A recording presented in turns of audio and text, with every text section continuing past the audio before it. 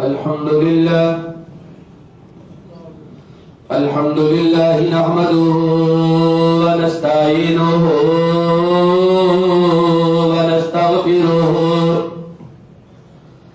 ونعوذ بالله من شرور أنفسنا ومن سيئات أعمالنا من يهده الله فلا مضل له ومن يضلل فلا هادي له وأشهد أن لا إله إلا الله وحده لا شريك له وأشهد أن محمدًا عبده ورسوله أرسله بالحق بشيرا ونذيرا وداعيا إلى الله بإذنه وسراجا منيرا اللهم صل على محمد وعلى آل محمد كما صليت على إبراهيم وعلى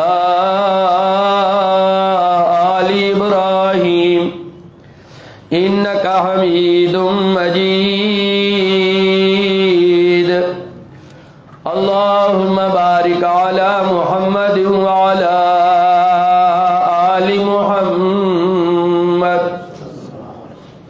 كما باركت على إبراهيم وعلى آل إبراهيم إنك حميد مجيد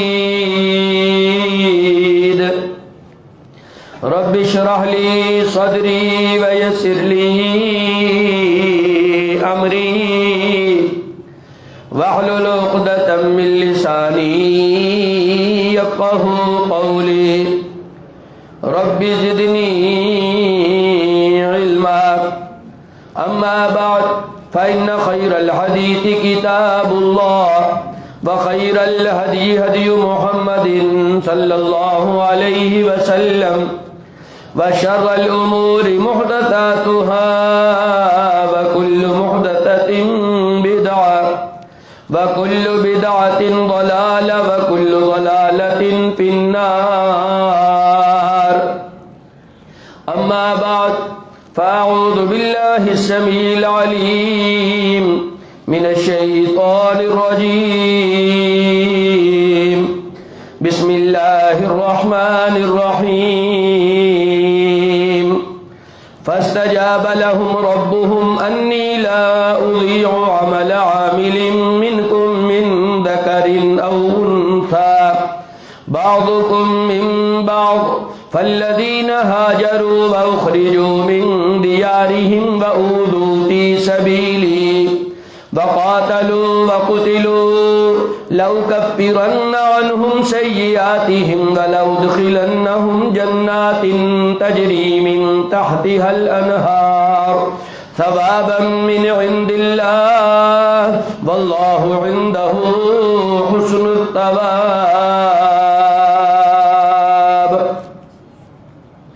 سب تعریفیں اللہ رب العزت کے لیے، بے شمار درود و سلام جناب حضرت محمد رسول اللہ صلی اللہ علیہ وسلم کی شخصیت مبارکہ پر. محترم حضرات، آپ کے سامنے چوتھے پارے سورہ آل عمران سے ایک آیت مبارکہ تلاوت کی ہے. اس آیت مبارکہ سے پہلے چند آیات مبارکہ میں اللہ رب العزت نے اپنے خاص لوگوں کا تذکرہ فرمایا ہے، اور وہ اللہ تعالیٰ کی عبادت کیسے کرتے ہیں، ذکر کیسے کرتے ہیں، اس کا تذکرہ فرماتے ہوئے اللہ رب العزت نے ان کی قیمتی ترین دعاؤں کا ذکر کیا ہے جو وہ اللہ رب العزت سے کرتے ہیں. پھر اس آیت مبارکہ میں اللہ رب العزت نے ارشاد فرمایا کہ اللہ تعالیٰ نے ان کی دعائیں قبول کر لی ہیں، فاستجاب لهم ربهم، اور دعائیں قبول کرتے ہوئے اللہ تعالیٰ نے ان کو فرمایا ہے انی لا اضیع عمل عامل منکم من ذکر او انثی، تم میں سے عمل کرنے والا کوئی مرد ہو یا کوئی عورت ہو، میں تم میں سے کسی کا کیا ہوا عمل ضائع نہیں کروں گا۔ بعضکم من بعض، تم ایک دوسرے کا حصہ ہو۔ فالذین ہاجروا واخرجوا من دیارہم، وہ لوگ جنہوں نے ہجرت کی اور اپنے گھروں سے نکال دیے گئے، وَأُوذُوا فِي سَبِيلِي، اور میری راہ میں ان کو ستایا گیا، ان کو تکلیفیں دی گئیں، ان پر ظلم کیے گئے، اللہ فرماتے میری راہ میں، وَقَاتَلُوا وَقُتِلُوا، پھر وہ میری راہ میں لڑے، غازی بن گئے، وَقُتِلُوا، جان دے دی، شہید ہو گئے، لَأُكَفِّرَنَّ عَنْهُمْ سَيِّئَاتِهِمْ، میں ان سے ان کی زندگی میں ہوئی جو کمی کوتاہیاں ہیں وہ ان سے دور کر دوں گا۔ وَلَأُدْخِلَنَّهُمْ جَنَّاتٍ تَجْرِي مِن تَحْتِهَا الْأَنْهَارُ، میں ان کو ایسی جنت میں داخل کر دوں گا جس کے نیچے نہریں چل رہی ہوں گی، ثوابا من عند اللہ، یہ اللہ کے پاس سے ان کو بدلہ مل رہا ہے، واللہ عندہ حسن الثواب، اور اللہ کے پاس بڑے اچھے بدلے ہیں۔ اس آیت مبارکہ میں باقی باتوں کے ساتھ یہ جو موضوع بیان ہوا ہے کہ جو ہجرت کرتے ہیں اور سبب اس کا یہ ہوتا ہے کہ ان کو ان کے گھروں سے صرف اس لیے نکالا جاتا ہے کہ وہ ایک اللہ رب العزت کو کیوں مانتے ہیں، ایک اللہ کو ہی مشکل کشا اور حاجت روا کیوں سمجھتے ہیں، ساری کائنات کے اختیارات کا مالک صرف اللہ کو کیوں سمجھتے ہیں، صرف اس لیے اللہ کی راہ میں ان کو ستایا جاتا ہے، تکلیفیں دی جاتی ہیں، پریشان کیا جاتا ہے، ظلم و ستم کیے جاتے ہیں، زد و کوب کیا جاتا ہے۔ اس سے بڑی زیادتی کیا ہے کہ کسی کو اس کے گھر سے نکال دیا جائے، لیکن وہ سارا کچھ ایک اللہ کو راضی کرنے کے لیے برداشت کرتے ہیں۔ تو اللہ رب العزت نے پھر ان پر اپنے بہترین انعامات کا تذکرہ فرمایا ہے۔ میرے بھائیوں، یہ جو ہجرت ہے اللہ کی راہ میں بہت بڑا عمل ہے، اللہ کے ہاں اس کا بڑا درجہ ہے، بڑا بدلہ ہے، بڑا مقام ہے، اور یہ ہجرت نصیب ہوئی جناب حضرت محمد الرسول اللہ صلی اللہ علیہ وسلم کو اور آپ کے ماننے والے صحابہ کی جماعت کو۔ آپ سماعت کر رہے تھے پچھلے جمعے کہ دین بھی پھیلتا جا رہا تھا، اللہ رب العزت کے ماننے والے بھی بڑھتے جا رہے تھے، اور ظالموں کا، کافروں کا ظلم بھی بڑھتا جا رہا تھا، ستم بھی بڑھتا جا رہا تھا، دعوت کو ہر طرف سے ختم کرنے کی کوشش کی جا رہی تھی کہ اللہ رب العزت نے دین کی اشاعت کے لیے انتظامات فرما دیے۔ کہاں یثرب کے لوگ، مدینہ منورہ جس کا نام پڑا بعد میں، وہاں سے ابتدا میں 6 لوگوں نے حج کے موقع پر اسلام قبول کیا، پھر 6 سے اگلے سال 12 ہو گئے، پھر نبی کریم علیہ الصلوۃ والسلام نے ان کے ساتھ معاہدہ فرمایا کہ ہم لوگ مدینہ میں آ جائیں گے، آپ لوگ ہمارا ساتھ دیں گے۔ یہ آپس میں طے پا گیا کہ اس اسلام کی دعوت کے لیے یثرب کو مرکز بنا دیا جائے گا، اور وہاں کے لوگ نبی کریم علیہ الصلوۃ والسلام کا ہر طرح سے ساتھ دیں گے، جان بھی قربان کریں گے، مال بھی قربان کریں گے، ہر طرح کی قربانی دینے کا عہد ہو گیا۔ اور یہ جو معاہدہ ہوا تھا 12 لوگوں کے ساتھ، جس کو بیعت عقبہ ثانیہ کہتے ہیں، تو رات کی تاریکی تھی، خاموشی میں یہ معاہدہ ہو رہا تھا، کسی کو خبر نہیں ہو رہی تھی، قریش مکہ اپنے اپنے گھروں میں آرام کر رہے تھے، شیطان جو ہمیشہ سے اسلام اور دین کا دشمن ہے، اس کو بڑی پریشانی ہوئی۔ اب اگر وہ خفیہ طور پر گھر گھر جا کر کے بتاتا کہ تمہیں خطرہ پیدا ہو چکا ہے، تو جب تک لوگ آتے یہ محفل ختم ہو چکی ہوتی۔ اس نے بلند آواز سے اسی پہاڑ کی چوٹی پر کھڑے ہو کر کے کہہ دیا، او مکہ والو، تمہارے مخالف ایک جگہ پر جمع ہیں اور تمہیں ختم کرنے کا ارادہ کر رہے ہیں۔ نبی کریم علیہ الصلوۃ والسلام نے فرمایا یہ اس پہاڑی کا شیطان ہے جس نے یہ کام کیا ہے۔ بہرحال مکہ والوں کو بھی خبر ہو گئی۔ صحابہ کی جماعت آہستہ آہستہ آج ایک، آج دو، آج چار مکہ مکرمہ چھوڑنا شروع کر دیا، مدینہ منورہ میں پہنچنا شروع ہو گئے۔ کفار کو بھی یہ خبریں مل رہی تھیں، وہ اس کے خلاف کافی سازشیں کر رہے تھے۔ کچھ صحابہ کو انہوں نے رستے میں سے گرفتار بھی کیا، واپس بھی لے آئے۔ یہ معاملہ بھی چل رہا تھا کہ جناب حضرت ابوبکر صدیق رضی اللہ تعالیٰ عنہ نے بھی ارادہ کیا کہ مکہ سے ہجرت کر جائیں اور مدینہ منورہ چلے جائیں۔ انہوں نے نبی کریم علیہ الصلوۃ والسلام سے مشورہ مانگا، آقا میں بھی چلا جاؤں؟ نبی کریم علیہ الصلوۃ والسلام نے فرمایا لا تعجل لعل اللہ یجعل لک صاحبا، اے ابو بکر تو جلدی نہ کر، ہو سکتا ہے اللہ تجھے کوئی سفر کا ساتھی مہیا کر دے، تجھے کوئی سفر کا ساتھی میسر آ جائے۔ ابو بکر صدیق رضی اللہ تعالیٰ عنہ کے دل نے گواہی دے دی کہ وہ ساتھی مجھے جناب نبی کریم علیہ الصلوۃ والسلام ہی ملیں گے۔ انہوں نے اسی دن سے تیاری شروع کر دی۔ روایات میں آتا ہے 2 اونٹنیاں خریدی اور رازداری سے یہ کام ہو رہا تھا، کسی کو کانوں کان خبر نہیں ہو رہی تھی۔ 2 اونٹنیاں خریدی اور عرب کے ایک شخص عبداللہ بن عریقت کے حوالے کر دی گئی کہ تو نے ان کی پرورش کرنی ہے، تو نے ان کو بہترین چارہ کھلانا ہے، کیونکہ یہ ہمارے دین کے لیے ہجرت میں کام آنی ہے۔ اس نے ان کو تیار کیا، کھلایا پلایا، اور اس کے ساتھ طے پا چکا تھا کہ فلاں رات کو تم نے فلاں جگہ پر تم نے یہ ہمیں سواریاں مہیا کرنی ہیں۔ یہ تیاری ہو گئی۔ پھر گھر والوں کو سارا بتا دیا گیا۔ پھر رستے کا ایک رستہ جاننے والا، اس کے ساتھ بھی معاہدہ کر لیا گیا تھا کہ تو نے ہمیں رستے میں رہنمائی کرنی ہے۔ یہ سارے رازداری سے معاملے ہو رہے تھے، تیاری ہو رہی تھی ہجرت کی، لیکن کفار بھی سکون سے نہیں بیٹھے ہوئے تھے، وہ بھی اپنی تیاریاں کر رہے تھے۔ آخر ایک دن جو کفار کا مرکز تھا، سازشوں کا گڑھ تھا، دنیا کا خطرناک ترین پلاننگ کرنے کے لیے اس جگہ پر اس دن وہ لوگ اکٹھے ہوئے۔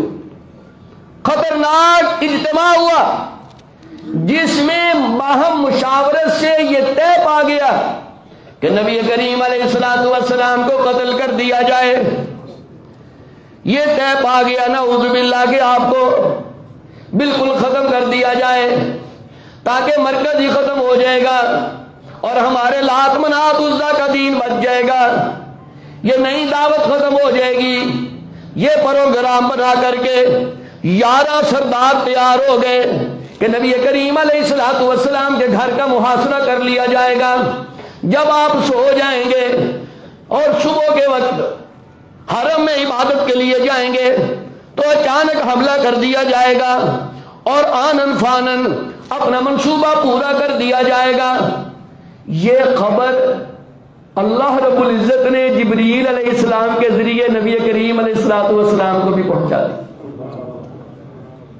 فرمایا محبوب آج رات آپ نے اپنے بستر پر نہیں سونا، بس یہ دن آپ کا مکہ میں آخری دن ہے، آپ بھی سفر کر جائیے۔ اما جی حضرت عائشہ صدیقہ رضی اللہ تعالی عنہا بیان فرماتی ہیں کہ نبی کریم علیہ الصلوۃ والسلام ہمارے گھر صبح بھی آیا کرتے تھے، شام کو بھی آیا کرتے تھے۔ ایک روز دوپہر کا وقت تھا، سورج زوروں پر تھا، نبی کریم علیہ الصلوۃ والسلام نے سر کے اوپر کپڑا رکھا ہوا اور آپ ہمارے گھر کی طرف آتے ہوئے نظر آئے۔ کسی نے کہا ابو بکر تیرے دوست آ رہے ہیں، نبی کریم علیہ الصلوۃ والسلام آ رہے ہیں، دوپہر کا وقت ہے۔ جناب ابو بکر صدیق رضی اللہ تعالیٰ عنہ کہنے لگے ضرور کوئی اہم معاملہ ہو گیا ہے، ضرور کوئی اہم معاملہ ہو گیا ہے جو اس وقت نبی کریم علیہ الصلوۃ والسلام تشریف لا رہے ہیں۔ بہرحال نبی کریم علیہ الصلوۃ والسلام ابو بکر صدیق کے گھر پہنچے، رضی اللہ تعالیٰ عنہ کے اجازت مانگی۔ اما جی عائشہ فرماتی ہیں رضی اللہ تعالیٰ عنہ اجازت دے دی گئی، نبی کریم علیہ الصلوۃ والسلام اندر تشریف لے آئے۔ آپ نے دیکھا ابو بکر کے پاس اس کی دو بیٹیاں موجود ہیں، اسماء بنت ابی بکر رضی اللہ تعالیٰ عنہما اور عائشہ صدیقہ رضی اللہ تعالیٰ عنہما۔ نبی کریم علیہ الصلوۃ والسلام نے فرمایا ابو بکر کوئی بات کرنی ہے؟ آپ نے عرض کی محبوبم کیجئے۔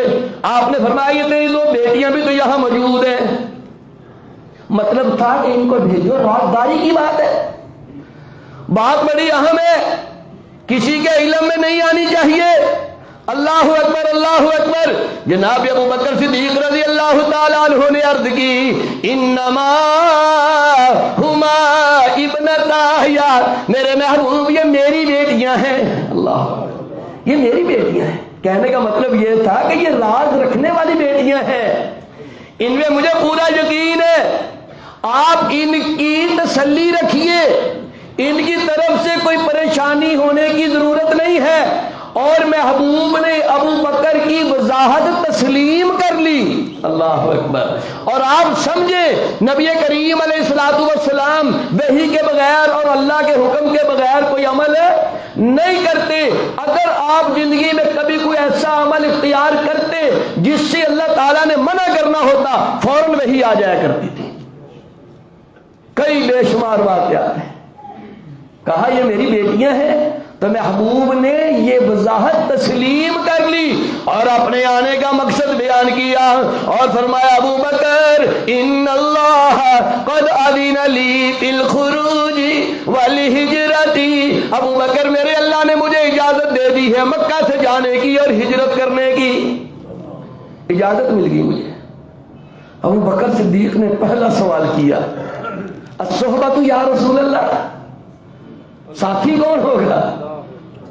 کوئی ساتھی بھی ہے؟ کوئی سفر کا ساتھی، کوئی سفر کا شریک سفر کوئی ہے؟ آقا نے ابو بکر کو کہا تو ہی تو میرا ساتھی ہے۔ اللہ تو ہی تو میرا ساتھی ہے۔ ہاں ابو بکر تو میرا ساتھی ہے۔ اما جی عائشہ صدیقہ فرماتی ہیں رضی اللہ تعالیٰ عنہ میرے ابو کی آنکھوں میں آنسو آ گئے خوشی کے مارے، اور فرماتی ہے مجھے زندگی میں پہلی بار پتا چلا کہ خوشی سے بھی آنکھوں میں آنسو آ جایا کرتے، خوشی سے بھی آنکھوں میں آنسو آ جایا کرتے۔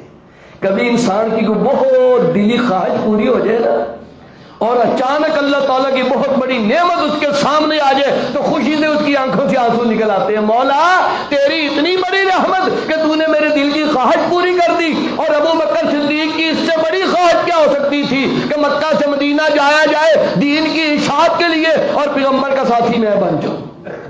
فرمایا ہاں ابو بکر تم میرا ساتھی ہے۔ آنسو نکل آئے۔ فرمایا رات کو چلیں گے، سارا پروگرام طے ہو گیا۔ نبی کریم علیہ الصلوۃ والسلام اسی طرح خاموشی سے واپس اپنے گھر تشریف لے آئے۔ رات شروع ہوئی، میرے نبی کریم علیہ الصلوۃ والسلام نے جناب سیدنا حضرت علی المرتضی رضی اللہ تعالیٰ عنہ کو بلایا اور کہا علی یہ میری چادر ہے حضرمی، سب پہچانتے ہیں اس کو، تو رات کو اپنے اوپر لے کر کے سو جانا۔ اللہ اکبر۔ یہ بھی اللہ تعالیٰ کی بہت بڑی نعمت ہے کہ اس انتخاب کے لیے بھی قیمتی ترین صحابی کا نام آیا ہے، سیدنا حضرت علی المرتضی رضی اللہ عنہ۔ موت کا خطرہ تھا، زندگی کا خوف تھا، لیکن علی المرتضی رضی اللہ تعالیٰ عنہ نے ذرا تأمل نہیں کیا۔ جب ان کی سیرت شروع ہوگی نا تو یہ واقعہ بھی انشاءاللہ سننے کو ملے گا۔ ذرا سوچا نہیں ہے کہ جان کا معاملہ ہے میں سوچ لوں، صحابہ کی تو خواہش ہوتی تھی کہ محبوب کے لیے ہزاروں جانیں بھی ہوں تو قربان ہو جائے. فرمایا میری چادر لے کر سو جا، اور ساتھ ہی فرمایا علی تجھے ہوگا کچھ نہیں. اللہ اکبر. کیونکہ اوپر سے حکم آ چکے تھے ہوگا کچھ نہیں، کیونکہ ہونے والا کچھ ہونے نہیں دے گا، ہوگا کچھ نہیں. میری چادر لے کے سو جانا. اس کا مطلب یہ تھا کہ دشمن کو آخر تک یہی لگے کہ نبی کریم علیہ الصلوۃ والسلام ہی اپنی چارپائی پر سوئے ہوئے ہیں. اور آپ یہ بات یاد رکھیں، اسلامی جنگ میں الحرب خداۃ، دھوکہ دینا جائز ہوتا ہے. اسلامی جنگ ہو تو آپ اپنی پلاننگ کر سکتے ہیں، حکمت عملی طے کر سکتے ہیں. نبی کریم علیہ الصلوۃ والسلام نے حکمت عملی طے کر لی. علی المرتضیٰ رضی اللہ تعالیٰ عنہ کو اپنے بستر پر سلا دیا. ہدمی رنگ کی چادر تھی، اوپر لی. علی المرتضیٰ سو گئے رضی اللہ تعالیٰ عنہ.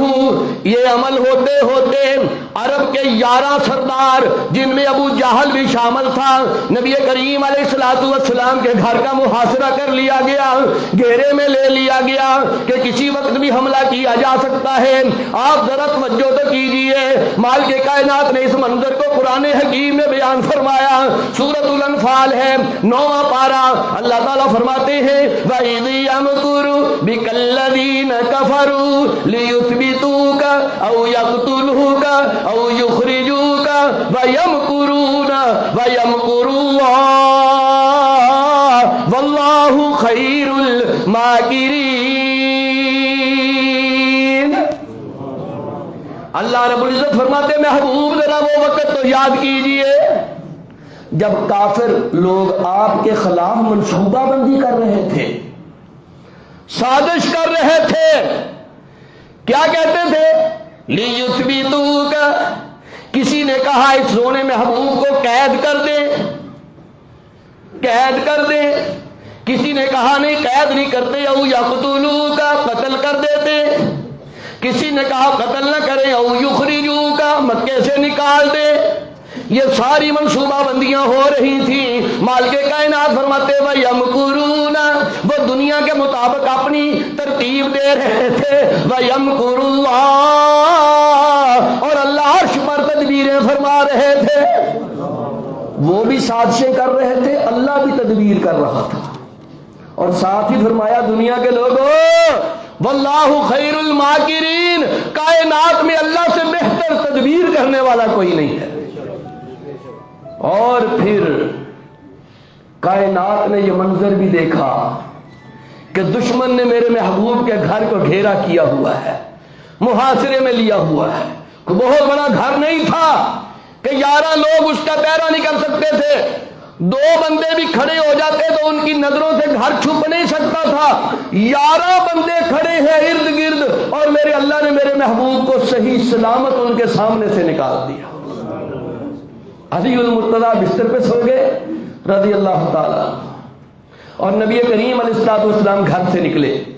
آپ نے کنکریوں کی مٹھی بنی اور یوں کر کے آپ نے پھینکی، یوں کر کے ہر کسی کے سر پہ جا پڑی. ہر کسی کے سر کے اوپر وہ کنکریاں، وہ ریت، وہ گرد و غبار پڑ گئی. اور نبی کریم علیہ الصلوۃ والسلام قرآن کریم پڑھتے ہوئے گزر رہے تھے وَجَعَلْنَا مِن بَيْنِ أَيْدِيهِمْ سَدًّا وَمِنْ خَلْفِهِمْ سَدًّا فَأَغْشَيْنَاهُمْ فَهُمْ لَا يُبْصِرُونَ. سورہ یاسین ہے، پڑھنا جا کر کے. اللہ فرماتے ہیں ہم نے ان کے آگے بھی دیوار کر دی، پیچھے بھی دیوار کر دی، اور ہم نے ان کی بصارت چھین لی ان سے. فَأَغْشَيْنَاهُمْ فَهُمْ لَا يُبْصِرُونَ. کچھ نظر ہی نہیں آ رہا تھا کہ محبوب ان کے سامنے سے گزر رہے تھے. یہ تدبیر اللہ کی تدبیر ہے. آپ رات کے پہر نکلے، کسی وقت بھی لگتا ہے کہ دشمنوں کو خبر ہو جائے گی. آپ سوچیں جب انسان کو زندگی کا خوف ہو، زندگی کا خطرہ ہو، دشمن جان لینے کے درپے ہو اور سر پہ چڑھا ہوا ہو، اس وقت انسان بھلا کہاں جاتا ہے؟ خطرے والی جگہ پہ جاتا ہے. دنیا میں جو سب سے محفوظ جگہ اس کو نظر آتی ہے وہاں جاتا ہے. اور اس وقت میرے محبوب کو دنیا میں سب سے محفوظ جگہ جو نظر آئی اور مسلمان کا عقیدہ ہے میرے محبوب کوئی قدم اپنی مرضی سے نہیں اٹھاتے. اس کا مطلب ہے مالک کائنات نے کہا میرے محبوب اب سیدھا میرے ماننے والے ابو بکر کے دروازے پہ چلا جا, وہاں سے جانا ہے تم نے. اور یہاں پر بھی اللہ رب العزت کی حکمت پہ قربان چلے جائیں. یہاں پہ کچھ لوگوں نے کہا اللہ ان کو ہدایت عطا فرمائے, ہم کسی پر تنقید اس لیے نہیں کرنا چاہتے کہ ہم ان کو نیچا دکھانا چاہتے ہیں, ہم صرف اس لیے بیان کرنا چاہتے ہیں کہ ہو سکتا ہے کسی کو ہدایت نصیب ہو جائے. لوگ کہتے ہیں نعوذ باللہ, کہتے ہیں وہی تو حضرت علی پہ آنی تھی غلطی سے نبی پاک پہ آ گئی. استغفر. کئی لوگ بڑی بڑی باتیں کرتے ہیں, کہتے ہیں علی تو خود ہی اللہ ہے. استغفر. بڑی بڑی کہاوتیں بیان کرتے ہیں. اللہ کی قدرت دیکھیں, اگر یہاں پر علی المرتضیٰ بستر پہ لیٹ سکتے تھے تو اللہ ساتھ بھی تو بھیج سکتا تھا کہ نہیں بھیج سکتا تھا. اللہ اکبر. مالک کائنات کو تو پتا تھا نا آنے والے وقت میں کچھ لوگ آئیں گے جو علی کو نبی سے بڑا سمجھیں گے اور انہوں نے کہنا ہے کہ نبی کو اگر علی نہ بچا کے لے کے جاتا کوئی بچا نہیں سکتا تھا. استغفر اللہ. انہوں نے کہہ دینا تھا کہ نبی کو بچایا کس نے؟ علی نے. انہوں نے کہنا تھا. حالانکہ بچایا کس نے؟ اللہ رب العزت نے.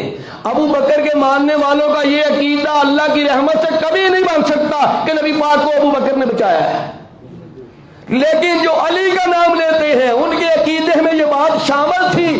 انہوں نے کہنا تھا کہ علی المرتضیٰ نہ ہوتا تو نبی مکے سے بچ کے کیسے نکلتے. دیکھا پھر علی المرتضیٰ نے نبی کی بھی مدد کر دی. نہ اللہ نے کہا علی کو یہاں سلا اور ابو بکر کو ساتھ لے کے جا. اللہ اکبر. رات کا پہر ہے, ابو بکر صدیق تو منتظر تھے, نظریں لگائی ہوئی تھی. نبی کریم علیہ الصلوۃ والسلام تشریف لے آئے. فوری طور پہ کھانا گھر میں تیار ہو چکا تھا جتنا کہ رستے میں استعمال ہونا تھا. اما جی عائشہ فرماتی ہیں رضی اللہ تعالی عنہا, اللہ اکبر اللہ اکبر. کھانا تیار کر دیا گیا, اس کو باندھ دیا گیا. اب رستے میں باندھنے کے لیے اس کو اوپر سے باندھنا کس چیز کے ساتھ ہے؟ گھر میں کوئی چیز ہی موجود نہیں تھی.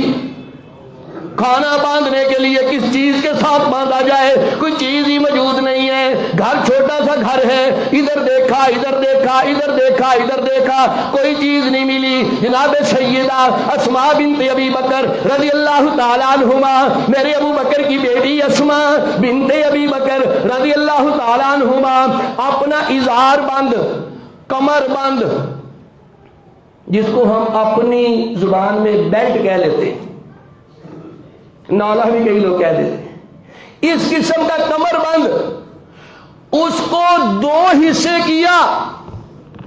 ایک حصے کے ساتھ بابے اور محبوب کا کھانا باندھ دیا اور ایک پھر کمر میں باندھ لیا. اسی وقت اللہ نے یہ لقب عطا کر دیا ذات النطاقین. ذات النطاقین, یہ دو بندوں والی اللہ کی بندی ہے. کمر بند اس نے ایک تھا دو کر دیے. کس لیے کیے؟ کہ میرے محبوب کا کھانا بن جائے. یہ سامان ساتھ لیا. نبی کریم علیہ الصلوۃ والسلام پھر گھر کے سامنے کے دروازے سے نہیں نکلے, پیچھے کوئی کھڑکی نما جگہ تھی وہاں سے دونوں ساتھی نکلے اور پھر مدینہ کی طرف نہیں گئے. یہ بھی حکمت عملی تھی, مدینہ کی طرف نہیں گئے. یہ بھی نقشہ اللہ تعالیٰ آپ کو لے جائے. یہ جو مکہ ٹاور ہے, مکہ ٹاور جس کو ہم کہتے ہیں, جہاں پہ بہت بڑی گھڑی لگی ہوئی ہے, میلوں دور سے نظر آتی ہے. یہ جو لوگ حرم کو ٹی وی پہ دیکھتے رہتے ہیں ان کو بھی بار بار نظر آتی ہے. مکہ ٹاور اس کو کہتے ہیں. یہ جو جگہ تھی نا, یہ جناب ابو بکر صدیق کا گھر تھا رضی اللہ تعالیٰ, اور نبی کریم علیہ الصلوۃ والسلام کا گھر دوسری طرف ہے. مکہ مکرمہ جو ہے بیت اللہ, اگر آپ صفا سے مروہ کی طرف جائیں اور مروہ سے باہر نکلیں تو اس طرف نبی کریم علیہ الصلوۃ والسلام کا گھر ہے. وہ جو گھر ہے وہ آتا ہے مدینہ منورہ کی طرف, شمال کی طرف, اور بیت اللہ کے جو ابو بکر صدیق کا گھر ہے وہ آتا ہے جنوب کی طرف. اور یہ حکمت تھی کہ دشمن کو پھر حکمت عملی سے اندھیرے میں رکھا جائے. انہوں نے ڈھونڈنا تھا مدینہ منورہ کی طرف. نبی کریم نے ابو بکر کو ادھر سے ہی لیا, گھر کے پیچھے سے نکلے اور جنوب کی طرف غار ثور کی طرف چل پڑے. یہ ایک حکمت عملی تھی. اللہ اکبر اللہ. آپ نکلے, بڑا منظر بیان ہوا ہے حدیث مبارکہ میں. نبی کریم علیہ الصلوۃ والسلام ابو بکر صدیق کو ساتھ لے کر نکلے. مکہ کی گلیوں سے گزر رہے تھے, ایک گلی میں رک گئے. ایک گلی میں محبوب رک گیا. محبوب کی آنکھوں میں آنسو آ گئے. محبوب نے بیت اللہ کو دیکھا, خانہ کعبے کو دیکھا. حدیث مبارکہ کے لفظ ہیں, نبی کریم علیہ الصلوۃ والسلام نے مکہ کی سرزمین کو مخاطب کیا اور فرمایا واللہ انک لخیر ارض اللہ واحب ارض اللہ الی اللہ ولولا انی اخرجت منک ما خرجت. آپ نے کہا سرزمین مکہ تو کائنات میں سب سے بہترین زمین ہے, اور تو اتنی بہترین زمین ہے کہ اللہ رب العزت کو پوری زمین میں سے تو سب سے زیادہ پسند ہے. اے بیت اللہ, اے مکہ, یہاں میرے محبوب نے دن گزارے. اور مکہ چھوڑنا کوئی آسان کام نہیں ہے. جو لوگ عبادت کے لیے مکہ مکرمہ جاتے ہیں, عبادت کے لیے میں نے اس لیے کہا ہے, کچھ لوگ وہاں جا کر سارا قیمتی وقت خریداری میں صرف کر دیتے ہیں. بازاروں میں, ہوٹلوں پہ, کھانوں پہ سیریں کرنے چلے جاتے ہیں, جی زیارتیں کر رہے ہیں. اور زیارت کی عبادت نہیں ہے. عبادت جو حرم میں نماز پڑھی ہے وہی عبادت ہے, یا جو آپ بیت اللہ کو دیکھتے رہے ہیں وہی عبادت ہے. آپ نے جو وہاں ایک نماز پڑھی ہے 1,00,000 نمازوں کے ثواب کے برابر ہے. یہ نکل جاتے ہیں جی فلاں زیارت کرنے جا رہے ہیں, اور پھر وہ شاپنگ کرتے ہیں. نماز کو 30ویں رکعت میں آگے مل رہا ہے, کوئی 4تھی رکعت میں آگے مل رہا ہے, اور جب ان کی شاپنگ پوری ہو جاتی ہے, عمرہ بھی ہو جاتا ہے, کہندے ہجے 10 دن ہی ہوئے نے, باقی 11 دن کی میں لگیں گے. اور یقین کریں جو عبادت کے لیے جاتا ہے اس کو 40 دن بھی تھوڑے لگتے ہیں. جب وہ نکلتا ہے ہائے ایسے یقین کریں دل روتا ہے, آنکھیں بھر جاتی ہیں. اللہ رب العزت جب اپنی خاص رحمت سے مجھے اللہ نے وہاں لے کے جانے کے اسباب پیدا فرمائے, تو میں وہاں حرم میں بیٹھا ہوا تھا. میں نے انڈونیشین جوڑا دیکھا, ایک مرد تھا, ایک عورت تھی, جوان سے تھے. انہوں نے ہاتھ میں وہ چھوٹے چھوٹے گلاس پکڑے ہوئے تھے جو وہاں پہ کولروں کے ساتھ پڑے ہوتے ہیں, اور آب زمزم سے بھرا ہوا تھا, اور پچھلے پاؤں واپس جا رہے تھے. اس وقت بھی مجھے احساس ہوا کہ یہ ایسے کیوں کر رہے ہیں. بعد میں مجھے لگا جب میں وہاں سے نکلا پھر مجھے لگا وہ کیوں ایسے کر رہے تھے. وہ پچھلے پاؤں واپس جا رہے ہیں. ایک ایسا دروازہ جو باب فہد کے ساتھ ہے, 98 نمبر گیٹ, وہاں سے بندہ باہر نکلے اس وقت تو مکہ نظر نہیں آتا تھا, بیت اللہ خانہ کعبہ اس وقت نظر نہیں آتا. وہ پھر بھی پچھلے پاؤں جا رہے تھے, اور یقین کریں دونوں کی آنکھوں سے آنسو جاری تھے, دونوں کی آنکھوں سے آنسو جاری تھے, اور ان کے ہونٹ میں نے دیکھے کپ کپا رہے تھے. میں سب کیا پتہ نہیں کیوں کپ کپا رہے. آج مجھے یاد آتا ہے وہ مالک سے باتیں کر رہے ہوں گے, وہ مالک کے سامنے گڑ گڑا رہے ہوں گے, مولا تیرا گھر کیسے چھوڑ کے جائیں.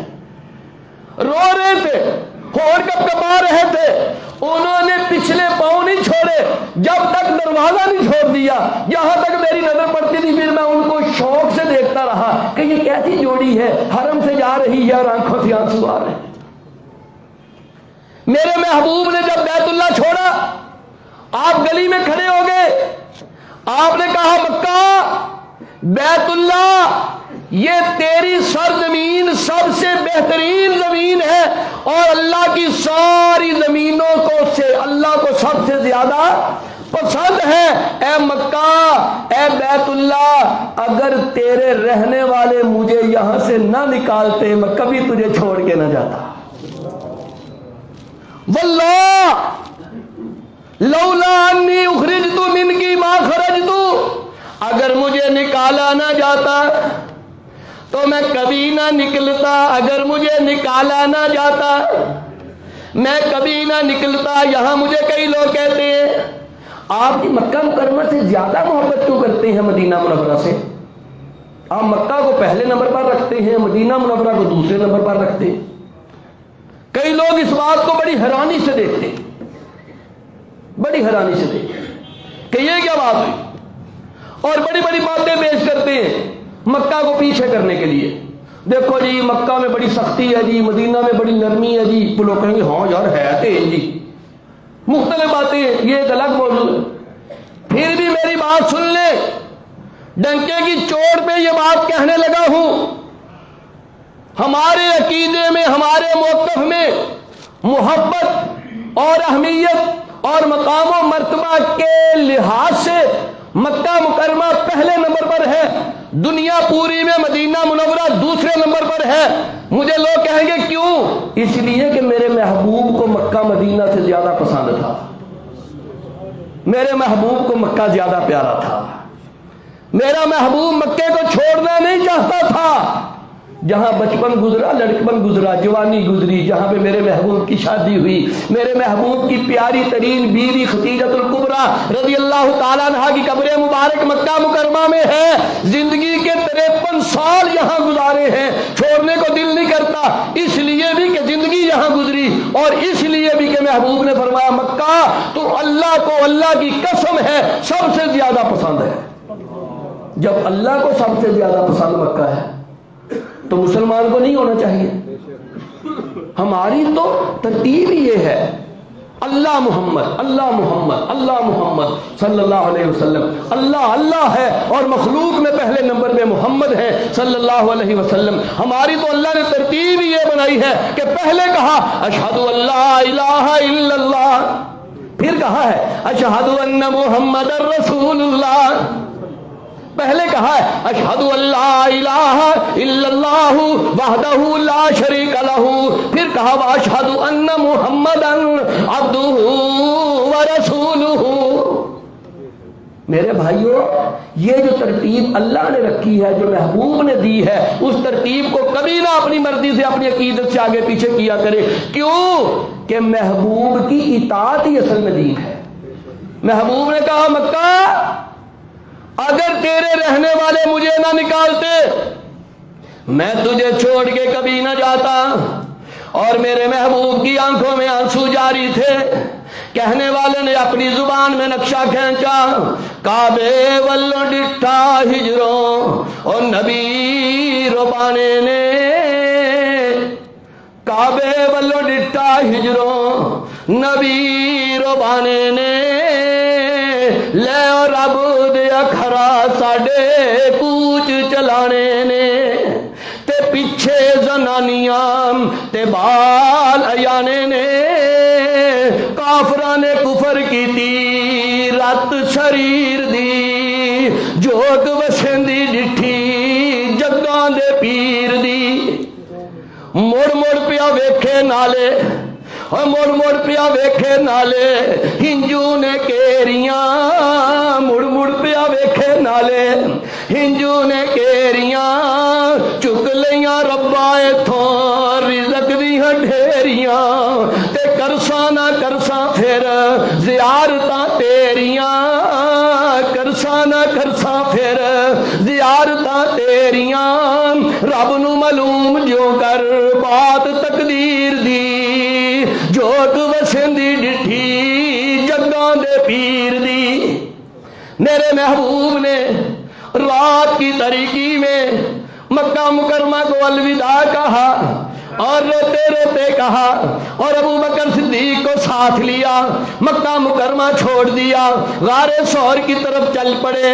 رستے کا سفر تو انشاءاللہ آئندہ جمعے بیان کریں گے انشاءاللہ تعالی. ایمان تازہ ہو جائے گا یہ ہجرت کے رستے کے سفر بھی اور واقعات سن کر بھی، اور غار ثور کا اندرونی منظر بھی، اور میرے محبوب کا وہاں پہ قیام کرنا اور ابو بکر صدیق کی گود میں سونا انشاءاللہ تعالی قرآن و حدیث کی روشنی میں منظر آپ کے سامنے پیش کیا جائے گا.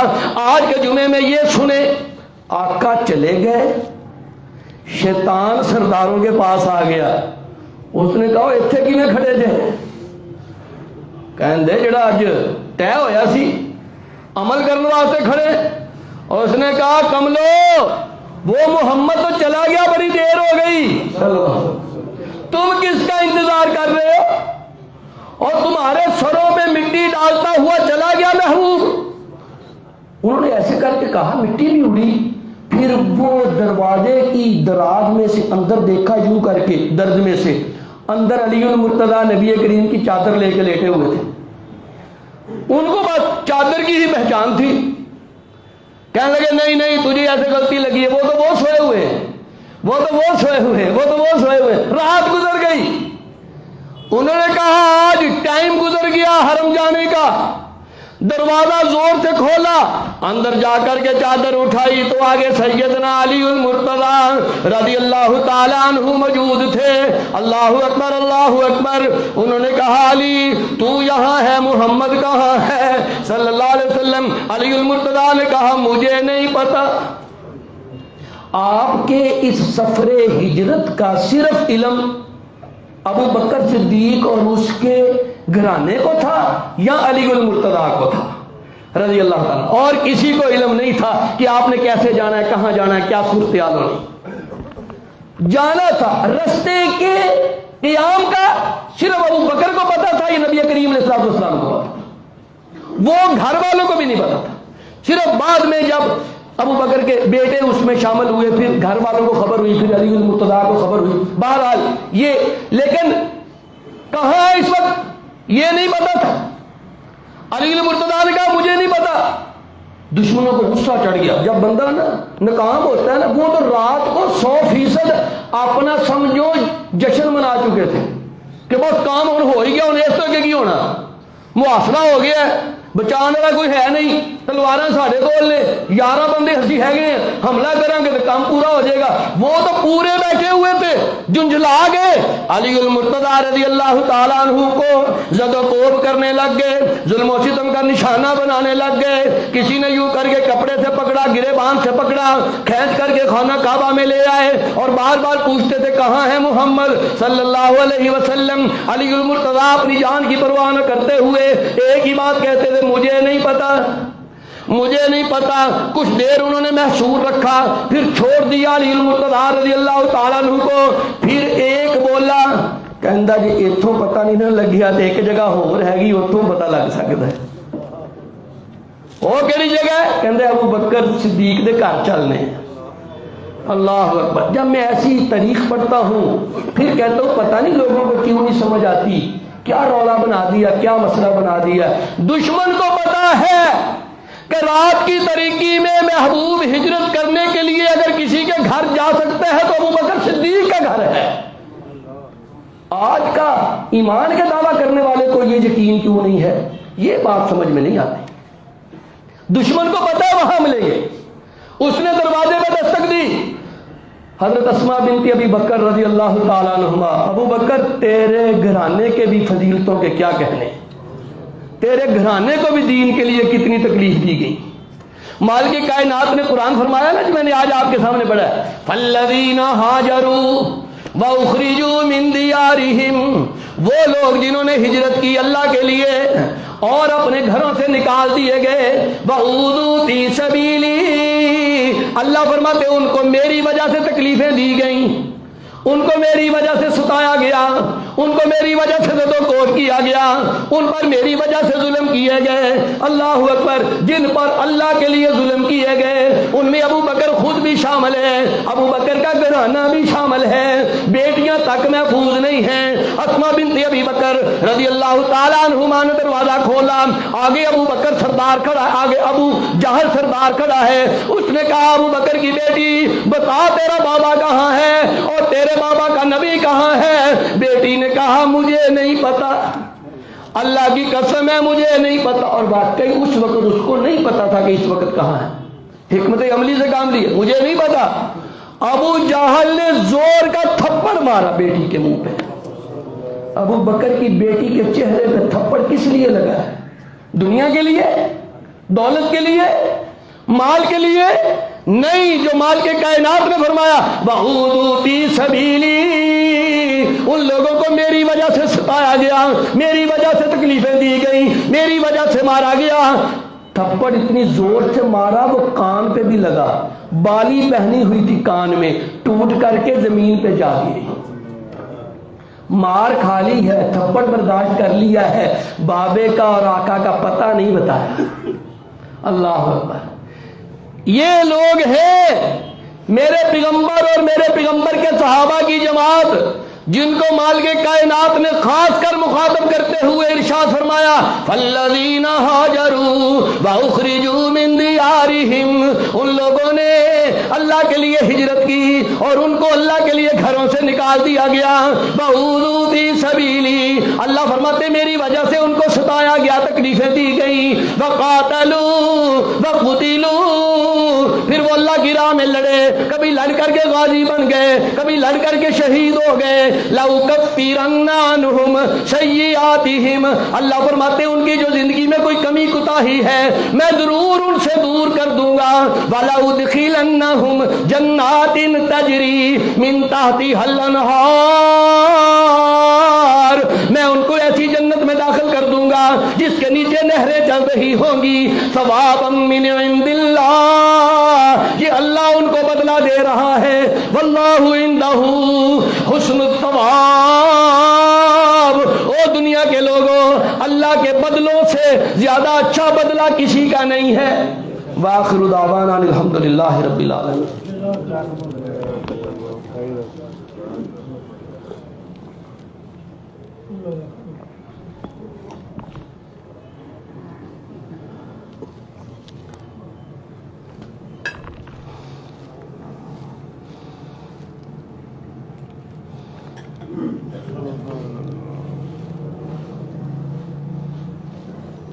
یہ ایک مختصر سا اعلان سماعت فرما لیں۔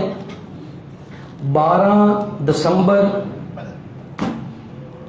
بروز سوموار مغرب کی نماز کے بعد جامعہ القادسیہ ماڈل ٹاؤن میں ایک محفل حسن قرات منعقد ہو رہی ہے، جس میں اپنے اسی ملک کے نامور قراء کرام تشریف لا رہے ہیں، جن ناموں میں بڑے بڑے پیارے نام جیسے زینت القراء محترم جناب قاری سعید اللہ سعید صاحب حفظہ اللہ تعالی آف لاہور، اور استاد القراء محترم جناب قاری عبدالسلام عزیزی صاحب حفظہ اللہ تعالی، ان جیسے قراء کرام تشریف لا رہے ہیں۔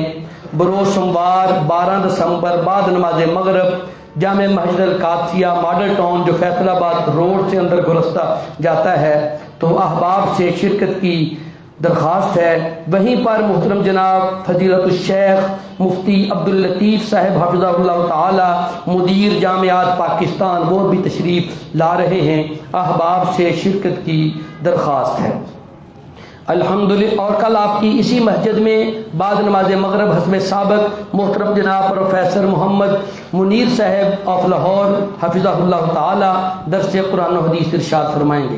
الحمدللہ الحمدللہ نحمدہ ونستعینہ ونستغفرہ ونعوذ باللہ من شرور انفسنا ومن سیئات اعمالنا، من یہدہ اللہ فلا مضل لہ ومن یضلل فلا ہادی لہ، واشہد ان لا الہ الا اللہ وحدہ لا شریک لہ، واشہد ان محمدا عبدہ ورسولہ صلی اللہ علیہ وسلم۔ اما بعد فإن خير الحديث كتاب الله وخير الهدي هدي محمد صلى الله عليه وسلم وشر الأمور محدثاتها وكل محدثة بدعة وكل بدعة ضلالة وكل ضلالة في النار. أما بعد فأعوذ بالله السميع العليم من الشيطان الرجيم. بسم الله الرحمن الرحيم. قل هو الله أحد الله الصمد لم يلد ولم يولد ولم يكن له كفوا أحد. عباد الله رحمكم الله إن الله يأمر بالعدل والإحسان وإيتاء ذي القربى وينهى عن الفحشاء والمنكر والبغي يعظكم لعلكم تذكرون. اذكروا الله يذكركم وادعوه يستجب لكم ولذكر الله تعالى على أولى وأعز وأجل وأتم وأكبر.